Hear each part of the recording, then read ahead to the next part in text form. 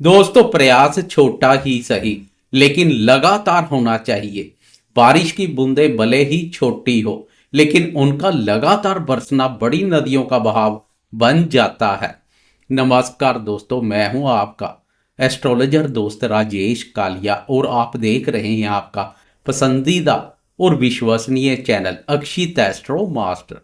दोस्तों, आज हम बात करने जा रहे हैं राशि चक्र की सबसे बुद्धिमान और परफेक्शनिस्ट राशि कन्या राशि के बारे में।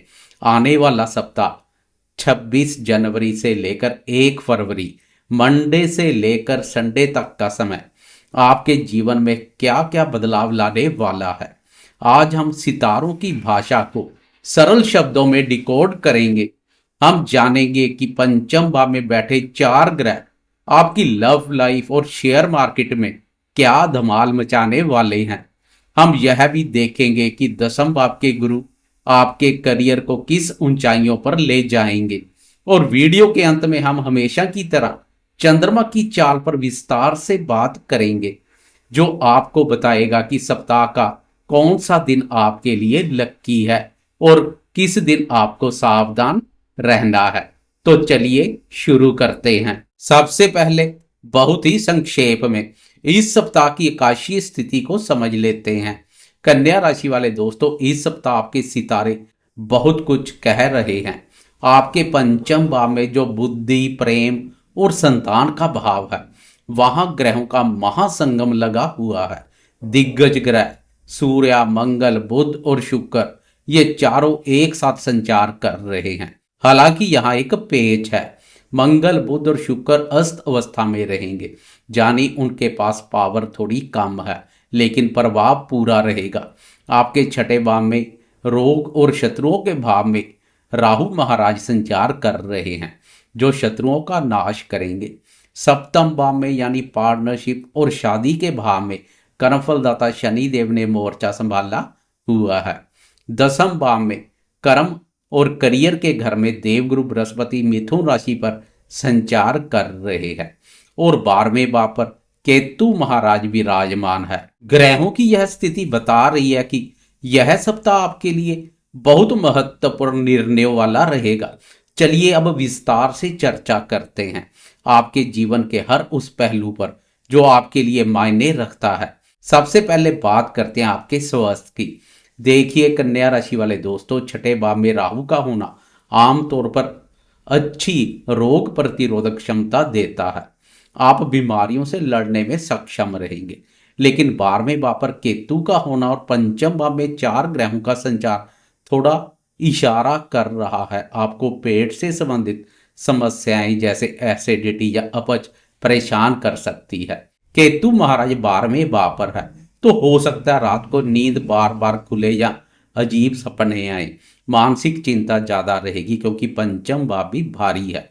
मेरी सलाह कि इस सप्ताह बाहर का तला बुना खाना कम करें और योग या मेडिटेशन को अपनाएं। अब बात करते हैं आपकी आर्थिक स्थिति और करियर की। करियर के लिहाज से यह सप्ताह बहुत ही शानदार रहने वाला है। दसम भाव में देवगुरु बृहस्पति का होना हंस योग जैसा प्रभाव दे रहा है।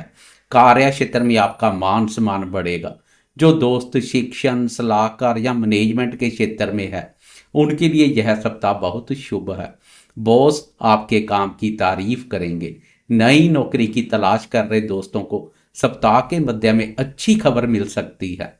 आर्थिक स्थिति की बात करें तो पंचम भाव पर 4 ग्रहों का संचार, यह स्थिति अचानक धन लाभ की ओर इशारा कर रही है।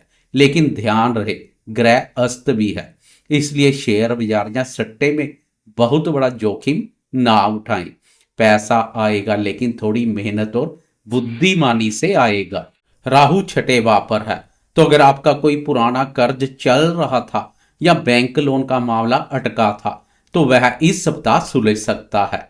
बात करें शिक्षा की, तो विद्यार्थियों के लिए अत्यंत महत्वपूर्ण रहने वाला यह सप्ताह। पंचम भाव जो विद्या का है, वहां बुध बुद्धि के कारक और सूर्यदेव आत्मा के कारक एक साथ युति योग बनाकर बुध आदित्य राय योग का निर्माण कर रहे हैं।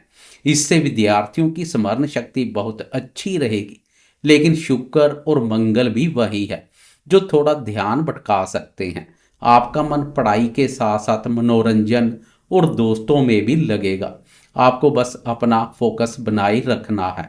कॉम्पिटिटिव एग्जाम की तैयारी करने वालों के लिए राहु का छठे भाव पर संचार वरदान समान साबित होगा। सफलता आपके कदम चूमेगी। अब चर्चा करते हैं प्रेम संबंधों और दाम्पत्य जीवन की। प्रेम संबंधों के लिए यह सप्ताह किसी फिल्म की तरह हो सकता है। पंचम भाव में शुक्र और मंगल का युति योग प्यार में जोश और जुनून तो लाएगा, लेकिन ग्रह अस्त होने के कारणवश छोटी छोटी बातों पर गलतफहमी भी हो सकती है। हो सकता है आप अपने साथी से कुछ उम्मीद करें और वह पूरी ना हो। जज्बाती होकर कोई फैसला ना लें। दाम्पत्य जीवन यानी शादीशुदा जिंदगी में थोड़ा संयम बरतने की जरूरत है। सप्तम भाव पर कर्मफलदाता शनिदेव संचार कर रहे हैं। शनि एक ठंडे और न्यायप्रिय ग्रह है। यह स्थिति रिश्तों में थोड़ी दूरी या गंभीरता ला सकती है।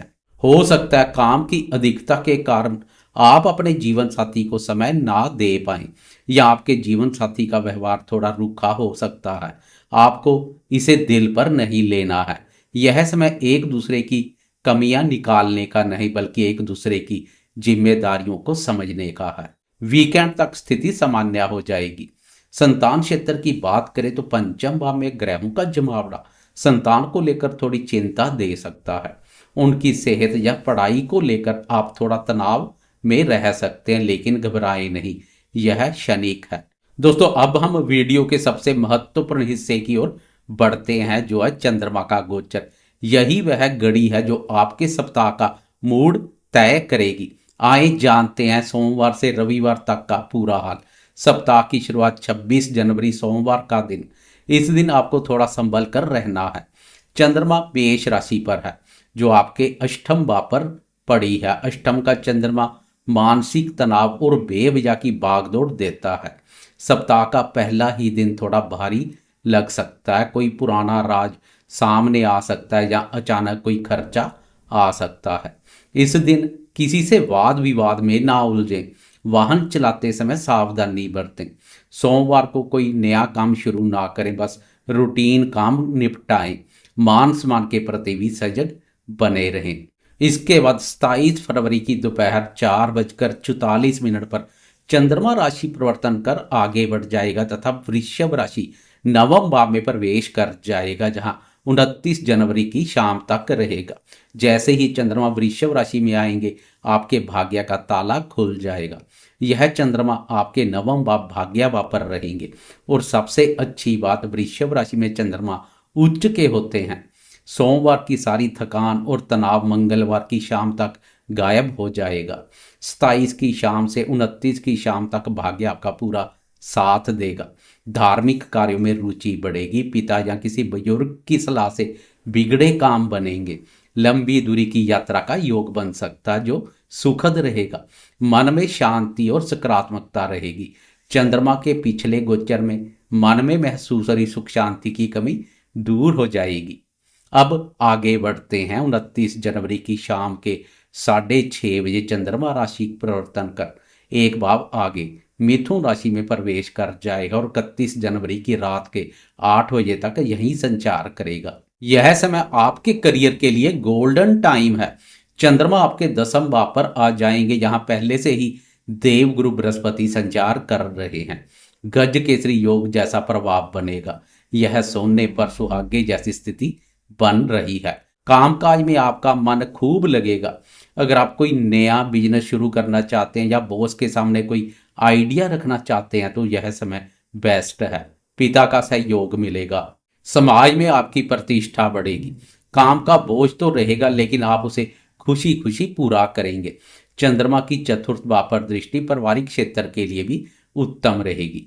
कार्य क्षेत्र हो या घर परिवार, मन उत्साहित और प्रफुल्लित रहेगा। सप्ताह का अंत वीकेंड यानी 31 जनवरी की रात 8 बजे चंद्रमा राशि परिवर्तन कर आगे बढ़ जाएगा तथा 11वें भाव में प्रवेश कर जाएगा। यह भाव आय, लाभ और इच्छा पूर्ति संबंधित महत्वपूर्ण भाव है। इस भाव को लाभ भाव के नाम से भी जाना जाता है। अब चंद्रमा की स्थिति महत्वपूर्ण के साथ साथ लाभप्रद भी बन जाएगी। रविवार का दिन सप्ताह का सबसे आनंददायक दिन रहेगा। आपकी कोई पुरानी इच्छा पूरी हो सकती है। प्रेमी जन के साथ समय व्यतीत करने के अच्छे मौके मिलेंगे। व्यापारी दोस्तों की आय में वृद्धि होगी। यह भाव चंद्रमा का अपना भाव है, इसलिए और अधिक बेहतरीन परिणाम देखने को मिलेंगे। दोस्तों के साथ पार्टी या घूमने का प्लान बनेगा। बड़े भाई बहनों का सहयोग मिलेगा। आर्थिक रूप से भी रविवार का दिन फायदेमंद साबित होगा। पूरे सप्ताह की मेहनत का फल आपको रविवार को सुकून के रूप में मिलेगा। तो कुल मिलाकर देखा जाए तो शुरुआत थोड़ी धीमी और सतर्कता वाली है, लेकिन जैसे जैसे सप्ताह आगे बढ़ता जाएगा आपके लिए खुशियां और सफलता लेकर आएगा। पंचम भाव की ऊर्जा का सकारात्मक उपयोग करें। वीडियो समाप्त करने से पहले एक छोटा सा उपाय, चूंकि आपके पंचम भाव में बुध, शुक्र, मंगल और सूर्य है और बुध कन्या राशि के स्वामी भी है, तो इस सप्ताह आप गाय को हरा चारा जरूर खिलाएं या फिर गणेश जी को दुर्वा अर्पित करें। इससे आपकी बुद्धि तीक्ष्ण होगी और अस्त ग्रहों का दुष्प्रभाव कम होगा। उम्मीद करता हूं कि यह विस्तृत जानकारी आपको अपना सप्ताह बेहतर बनाने में मदद करेगी। हमेशा याद रखें, ग्रह केवल संकेत देते हैं, कर्म आपको ही करना है। अगर आपको यह वीडियो पसंद आई हो तो लाइक का बटन जरूर दबाएं और अपने दोस्तों के साथ शेयर करें, खासकर कन्या राशि वाले दोस्तों के साथ। कमेंट बॉक्स में जय श्री गणेश लिखना ना भूलें। मैं एस्ट्रोलॉजर राजेश कालिया जल्द ही मिलूंगा आपसे अगली वीडियो में। तब तक के लिए खुश रहें, स्वस्थ रहें, सकारात्मक रहें और मस्त रहें। नमस्कार, जय माता दी।